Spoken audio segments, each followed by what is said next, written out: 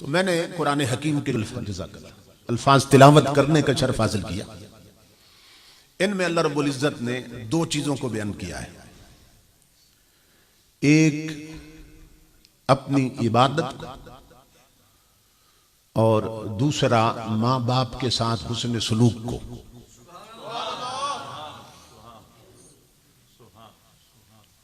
वक़दा रब्बुका अल्ला तअबुदू इल्ला इय्याहु व बिल वालिदैनि इहसाना। अब दो चीजें हैं। फरमाया कि तेरे रब ने यह फैसला कर दिया है कि इबादत सिर्फ उसी की होगी। तेरे रब का यह फैसला है कि बंदगी के लायक सिर्फ मेरी जात है, इबादत सिर्फ मेरी होगी। क्यों? इसलिए कि किबरियाई सिर्फ मेरी सिफत है।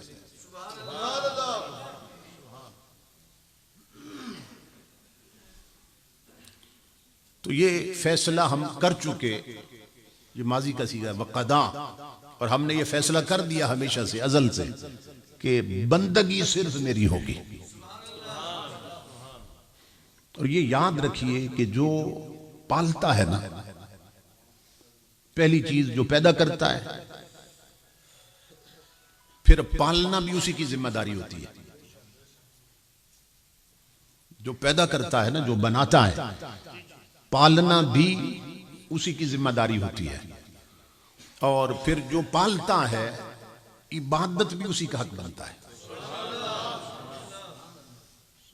जिसने हमें पैदा किया उसी ने हमें पाला, और जिसने हमें पाला उसी का हक है कि उसी की बंदगी की जाए। तो सूरह फातिहा में अल्लाह रब्बुल इज्जत ने यही तरतीब बयान की है कि फरमाया जब पालता मैं हूं और पैदा मैं करता हूं और फिर पालता मैं हूं, तो फिर मेरा ही हक है कि मेरी बंदगी की जाए। तो सरवरी ज़ेबा फकत उस जाते बेहमद को है, यानी ये सर सिर्फ उसी के लिए है कि बंदगी के तौर पर उसके सामने झुके। फरमाया ये हम फैसला कर चुके कि सर हमारे हैं, बंदगी सिर्फ हमारी है, ये हम फैसला कर चुके। यही सबब है कि नमाज जनाजा में अल्लाह ने सजदा नहीं रखा। हालांकि वो भी नमाज है ना। तो आप जब जनाजा पढ़ने जाते हैं तो कहते हैं मैं नमाज जनाजा पढ़ने जा रहा हूं, तो नमाज का लफ्ज बोलते हैं कि नहीं? तो नमाज है, जनाजे की भी नमाज है, मगर अजीब बात है, हो नमाज और उसमें सजदा ना हो। नहीं, नमाज है मगर सजदा नहीं रखा अल्लाह ने। क्यों नहीं रखा? इसलिए नहीं रखा, फरमाया आगे मैयत पड़ी होती है। अगर जनाजे की नमाज में भी सजदा रख दिया जाता, आगे होती है मैयत और सारे होते सजदे में, तो बनने से गुजरने वाला कोई काफिर वो कह भी सकता था, सोच भी सकता था कि इसका मतलब ये है कि ये मुसलमान अल्लाह को भी पूजते हैं और बंदों को भी पूजते हैं। इसका मतलब ये है, कोई सोच सकता था काफिर गुजरने वाला कि ये जो कौम आगे मैयत है और सारी सजदे में है, तो इसका मतलब ये है ये रब को भी सजदा करते हैं और बंदों को भी करते हैं। फरमाया मेरी ये गैरत गवारा नहीं करती कि मेरे साथ किसी और का तसव्वुर भी आए। मेरी ये गैरत गवारा नहीं करती मेरी जात के साथ किसी और की बंदगी का तसव्वुर भी आए, इसलिए हमने सजदा निकाल दिया। तो फरमाया हमारा फैसला है बंदगी हमेशा हमारी होगी।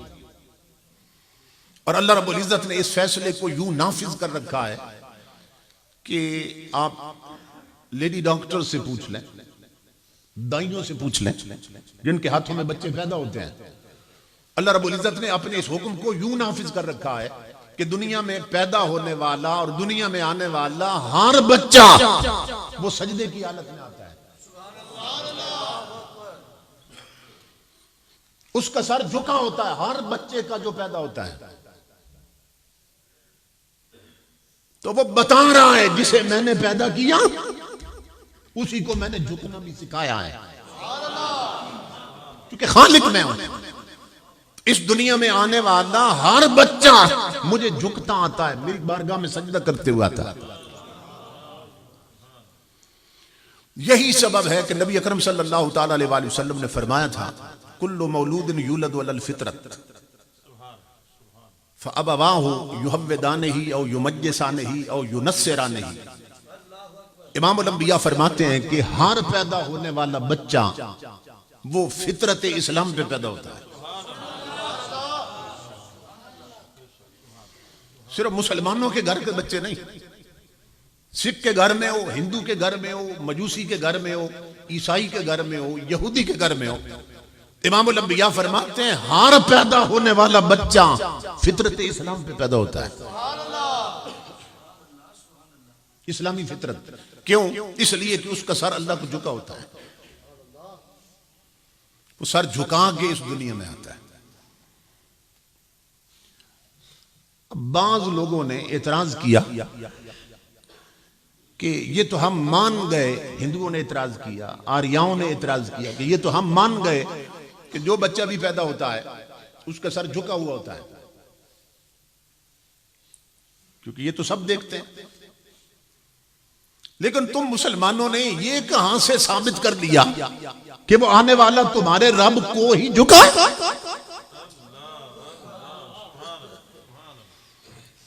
ये तो हम बुतों को पूजने वाले हिंदू भी कह सकते हैं कि हर पैदा होने वाला बच्चा हमारे बुतों को झुका हुआ पैदा होता है। जो आतिश परस्त हैं, आग को पूजने वाले, वो कह सकते हैं हर पैदा होने वाला बच्चा, हम मानते हैं सर झुका होता है, मगर हमारा दावा है कि वो हमारे माबूद आग को झुक के पैदा होता है। सूरज परस्त कह सकते हैं कि हम मानते हैं हर पैदा होने वाला बच्चा सर झुका के पैदा होता है, लेकिन वो हमारे सूरज को पूजा कर रहा, उसको सजदा करते हुए पैदा होता है। अगर ये बात की हद तक है तो सब कह सकते हैं, लेकिन इस पर कोई दलील चाहिए, दलील। मुसलमानों, तुम्हारे पास कौन सी दलील है कि जिससे साबित हो कि हर पैदा होने वाला तुम्हारे रब को ही झुका होता है? ये गौर से सुनना इसको। तो हमने जवाब दिया, बुतों को पूजने वालों सुनो, तुम्हारे बुत तो सिर्फ बुत खाने में होते हैं। अगर बच्चा पैदा हो बुत खाने में, सर झुकाओ, और बुत खाने के बाहर भी पैदा हो और सर न झुकाओ, तो फिर तुम दावा कर सकते हो तुम्हारे बुतों को झुकता हुआ आता है। कि जहां बुत मौजूद थे वहां झुका हुआ है, जहां नहीं थे वहां नहीं झुका हुआ। तो फिर तुम्हारा दावा ठीक है कि तुम्हारे बुतों को झुकते हुए बच्चे पैदा होते हैं। और सूरज को पूजने वालों, तुम्हारा माबूद जिसे तुम खुदा मानते हो वो दिन को होता है, रात को तो होता नहीं है। तो बच्चे रात को भी पैदा हो तो सर झुका होता है, इसका मतलब वो सूरज को नहीं झुक रहा। बच्चा बुतखाने के बाहर पैदा हो तब भी झुका है, इसका मतलब है बुत नहीं है, वो बुतों को नहीं झुक रहा। ए आतिश परस्तों, आग मौजूद हो या ना हो, बच्चा पैदा होने वाला सर झुका के पैदा होता। तो जब आग मौजूद नहीं फिर भी सर झुका है, तो नतीजा यह निकला तुम्हारी आग को भी नहीं झुक रहा। समझ रहे? सूरज की भी नफी हो गई, बुतों की नफी हो गई, आग की नफी हो गई। अब हर पैदा होने वाला बच्चा तुम भी मानते हो सर झुका के पैदा हो रहा है। अब नतीजा क्या निकला? ये सिर्फ उसी को झुका के पैदा हो रहा है जो हर वक्त हर जगह मौजूद होता है, और ये शान सिर्फ हमारे खुदा की है जो हर वक्त है और हर जगह मौजूद। अब समझ आइए, ये हम पर एहसान कि जिसने हमें पैदा किया उसने हमें अपने आगे झुकाया। नहीं तो हम भी अगर माज़अल्लाह हिंदुओं में पैदा हो जाते, बुतों के आगे झुक रहे होते, आतिश परस्तों में पैदा कर दिए जाते, आग की पूजा कर रहे होते, मज़ाहिर परस्तों में पैदा कर दिए जाते, उनकी पूजा कर रहे होते। उसका कितना करम कि उसने ताजदारे कायनात की गुलामी दी और इस्लाम और ईमान की दौलत हमें अता फरमाई।